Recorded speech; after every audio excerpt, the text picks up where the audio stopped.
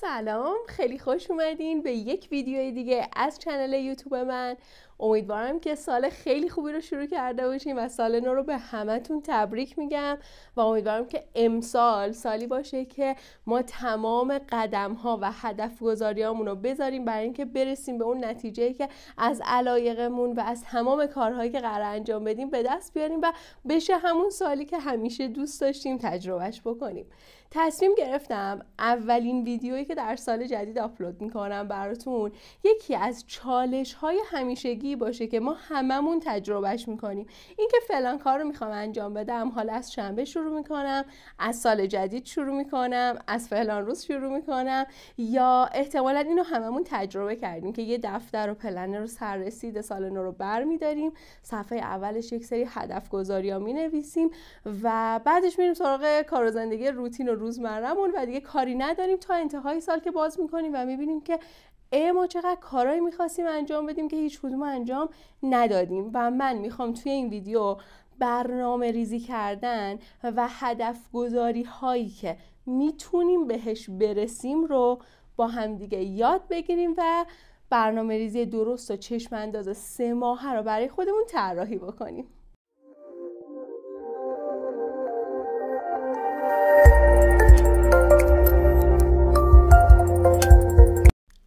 از همه این موضوع رو برات توضیح بدم که اصلا ما چرا باید برنامه ریزی بکنیم و چرا برنامه ریزی کردن مهمه. ببین، ما به عنوان آدم هایی که در فضای مد و فشن فعال هستیم، میخوایم طراح لباس باشیم، کار بکنیم و به درآمد برسیم.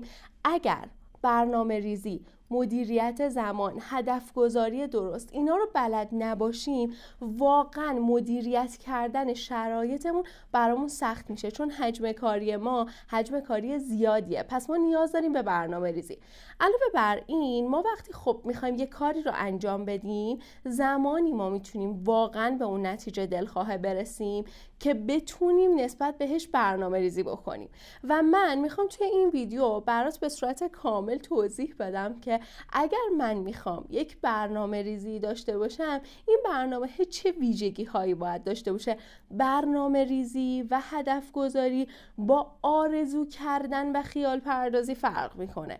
یعنی اگر که الان تو نقطه‌ای هستی که دوست داری طراحی لباس رو یاد بگیری، یا تازه داری استارت میزنی طراحی لباس رو یاد بگیری، اما اینکه برای خودت خیال پردازی میکنی و هدفت اینه که در آینده در فضای بین المللی کار بکنی، از کشور خارج بشی، مهاجرت بکنی، برند بین المللی داشته باشی، اینا هدف گذاری های بلند مدته، ولی ربطی به برنامه ریزی الان و این لحظه ما نداره.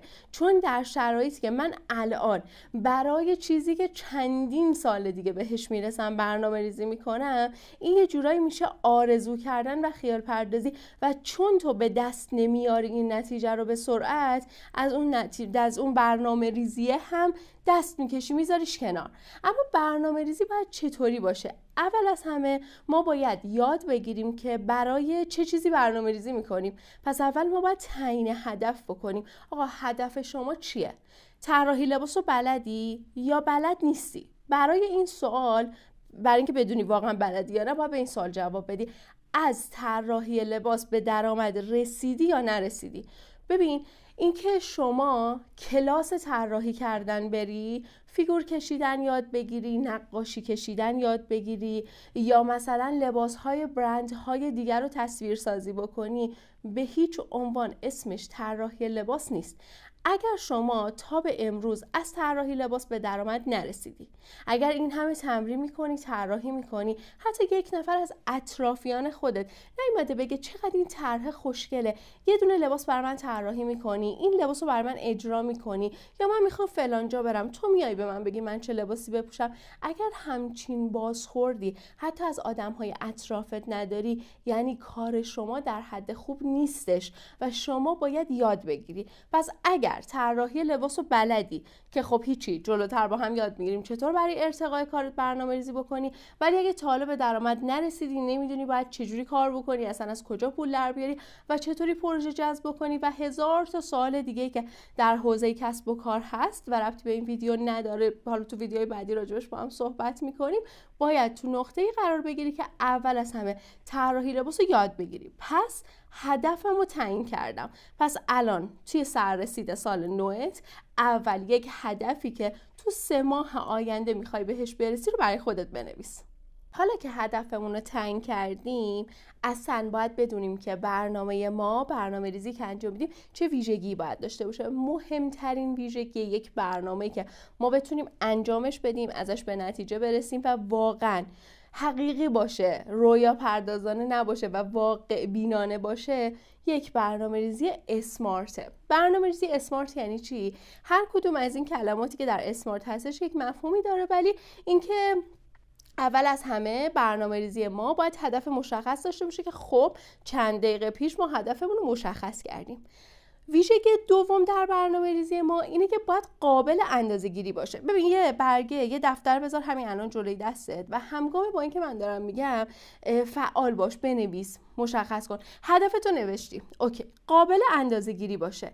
یعنی که تو اصلا بدونی که در چه اشلی چیزی که میخوای و چیزی که قراره به دست بیاری چی هستش. ببین این که من بشینم و به اون ته گنده نگاه بکنم اصلا امکان پذیر نیست، اصلا نمیتونیم براش برنامه ریزی بکنیم. یعنی من الان اگر تو این لحظه‌ای که اینجا نشستم مثلا درآمدم 5 میلیون 10 میلیونه، نمیتونم به درآمد 500 میلیونی فکر بکنم. اگه تا الان مثلا یه دونه مشتری برای طراحی لباس نداشتم، نمیتونم به فروش خط تولید با تیراژ تولید 100 تایی فکر بکنم. پس باید این هدف هم مشخص باشه، هم قابل اندازه‌گیری باشه، هم قابل دسترس باشه. قابل دسترس بودن مثلا بچه ها با من صحبت میکنن، ما داریم راجع به این صحبت میکنیم که شما در آینده چه چیزی از طراحی لباس میخوای. دوست داره در فضای بین‌الملل کار کنه، اوکی، هر کسی یک خواسته ای داره، یک درخواستی از فضای مد و فشن داره. ممکنه شما هم دوست داشته باشی در بین‌الملل کار بکنی، ممکنه دوست نداشته باشی، اصلا نخوای فراتر و خارج از کشور ایران یا کشور خودت بری کار بکنی. چه اتفاقی میفته؟ در نقطه‌ای که تازه مثلا میخواد شروع بکنه، استارت بزنه و چالش اینو داره که شاید حتی هزینه کلاس رو به صورت کامل نداره و نمیتونه پرداخت بکنه، هنوز پاسپورت نداره، هنوز یک بار سفر خارج از کشور نرفته و هیچ چیزی در فضای بین الملل تجربه نکرده. هدف گذاریش در نقطه شروع اینه که توی ایتالیا و پاریس و فرانسه و کار بکنه. این میشه رویا پردازی، هدف گذاری بلند مدت. زمانی درسته و اتفاق میفته که ما هدفهای کوچیک و قدمهای کوچیک رو برداریم، ازش به نتیجه برسیم. من از درآمد 0 به 5 میلیون برسم، از 5 میلیون به 10 میلیون برسم، از 10 میلیون به 20 میلیون برسم، بعد بگم حالا میخوام به 50 برسم، حالا به 100 میلیون برسم. وگرنه در شروع کار اینکه ما بگیم که فلان عدد رو به دست میاریم، فلان جا میریم، بدون رزومه در فضای بین الملل کار میکنیم و اینا خیال پردازیه. به هیچ عنوان این برنامه ریزی قابل اجرا نیست. پس هدفت مشخص، اون هدفی که مشخص میکنی باید قابل اندازه‌گیری باشه، باید قابل دسترس باشه، باید با اون مسیری که داری میری مرتبط باشه. این خیلی مهمه و تایم بندی و زمان بندی براش انجام بدی که این مهمترین قسمت کاره. حالا اون هدف مشخص شد، همه این آیتم ها رو ما درش رعایت کردیم، من باید بدونم، باید زمان بندی داشته باشم. مثلا بهترین و اصولی ترین حالتش اینه که من برای خودم یک برنامه ریزی 3 ماهه تعیین بکنم. 3 ماه به 3 ماه یک سری اهدافی رو مشخص بکنم که طی 90 روز این در واقع برنامه ریزی رو انجام میدم که روزانه یک سری اقداماتی میکنم که در پایان اون 3 ماه به اون هدف رسیدم. یک سری تیک ها رو میزنم و میرم سراغ برنامه ریزی 3 ماهه دوم. چجوری این کار رو باید بکنیم؟ مثلا اگر تو الان در نقطه‌ای هستی که دوست داری طراحی لباس لباس رو یاد بگیری. الان شروع ساله، الان زمان تو نو شده، فضای فکری و زندگی تو نو شده. اصلا شروع سال انقدر انرژی بالایی داره که بهترین زمان برای اینه که ما یک سری کارها رو استارت بزنیم، خصوصا کارهایی که همیشه دوست داشتیم انجامشون بدیم. مثل این حالتی که میگیم دیگه ببین این شنبه واقعا اون شنبه‌ای باشه که تو دوست داری شروع بکنی. این اول سالم دقیقاً همون اول شروعی باشه که همیشه دوست داشتی اون کارا رو انجام بدی. به طراحی لباس علاقه داری، همین الان اقدام کن. وایسم تعطیلات تموم شه و این 15 روز بگذره و حالا فروردین بگذره برم تو اردیبهشت و اینا رو بذار کنار. خرداد امتحانات دانشگاه دارم و اینا رو هر چقدر بخوای درگیر این موانع و حاشیه ها بشی، ما همیشه در زندگیمون اینا وجود داره. چیکار باید بکنی؟ از همین الانی که این ویدیو رو دیدی، شنیدی این صحبت ها رو، از همین الان باید شروع بکنی. اگر به طراحی لباس علاقه داری، استارت بزن. اگر استارت زدی، دوره ثبت نام کردی، حضور پیدا کردی، داری یاد میگیری، طبق پلنر و برنامه آموزشی که خودم بهت دادم پیش برو. اگر که طراحی لباس رو قبلا آموزش دیدی، اقدام کسب و کار نکردی، طبق چیزی که از بیزینس پلن یاد گرفتی شروع بکن، استارت بزن، کار بکن. اگر تو کسی هستی که تو مجموعه ما یاد نگرفتی و دوست داری اینا رو یاد بگیری که بتونی از طراحی لباس به درآمد برسی، میتونی با ما ارتباط بگیری و تو دوره‌های ما شرکت بکنی. حالا فارغ از این داستانا، پس الان وقت شروع کردنه. من میخوام شروع بکنم از همین امروز. برنامه‌ریزی 3 ماهه من چطور میشه؟ هدف من برای 3 ماه آینده اینه که توی طراحی لباس به یک تسلط و مهارتی رسیده باشم. اگر بلدم به یک درآمد و به یک پروژه‌ای رسیده باشم. خب من الان نقطه A ام، میخوام برسم به نقطه B. چیکار باید بکنم؟ باید یک سری برنامه‌ریزی و تلاش‌هایی رو بکنم که از این نقطه برسم به این دیگه. روزانه من باید تمرین بکنم.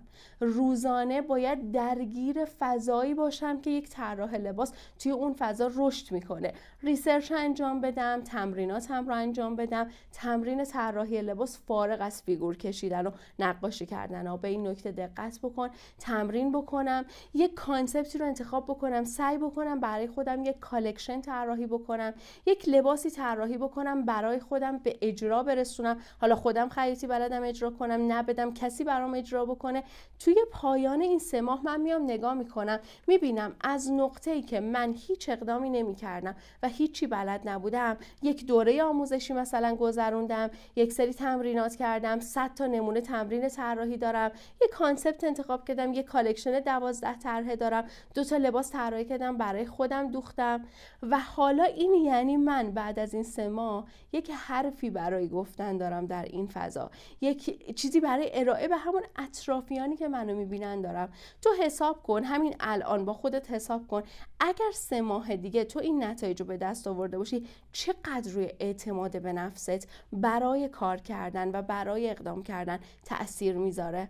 وسط گرفتن ویدیو یهو برق رفت و ما مبحث رو بعد از 2 ساعت ادامه میدیم و گفتیم که شما وقتی اون برنامه‌ریزی 3 ماهه اول رو درست انجام میدی، قشنگ بهش پابندی، نتایجش رو ازش میبینی، اینکه من تمرین کردم، پیش رفتم و کارهایی که مشخص کردم رو توی این 90 روز تونستم انجام بدم و دیدم نتیجه و بازخوردی که برام داشته، همون اعتماد به نفس به تو کمک میکنه 3 ماهه دوم رو خیلی قوی‌تر، پرقدرت‌تر، حتی شاید خیلی با مسئولیت بیشتر اون برنامه رو پیش بری و خیلی خوب به برنامه‌ریزیت عمل بکنی.